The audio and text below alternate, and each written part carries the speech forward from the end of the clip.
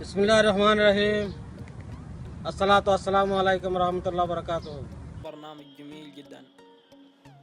برنامج هذا إذا حطيت جوالك في الشاحن وجاء أحد فصله أو شيء يعطيك إنذار، يعني تنبيه. والتنبيه هذا ما يسكت أبدا أبدا لما تدخل الرمز، حتى لو صمت الجوال، لو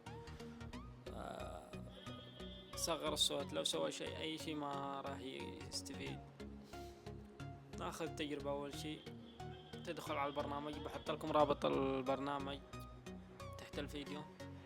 هذا مكان الشاحن. أول ما تضغط على مكان الشاحن يعطيك إشارة إنك تدخل الشاحن. طبعا أنا حطيت الشاحن. أنت على طول تقفل الجوال كذا وتروح أي مكان، يعني تحط جوالك يشحن. مجرد أي واحد، يعني أنت طفيت الجوال، مجرد أي واحد يجي يفصل الشاحن. أنا الحين فصلت الشاحن، شوف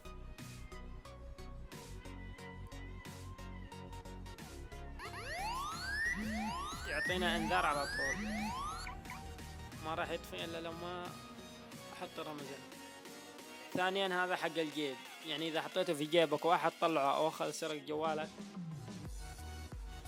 راح يعطي إنذار، وهذا الإنذار ما راح يسكت أبدا إلا لما تدخل الرمز أنت. نجرب كمان. أحطه في جيبي الحين، طلعه من الجيب، طلعته، شوف يعطي إنذار على طول.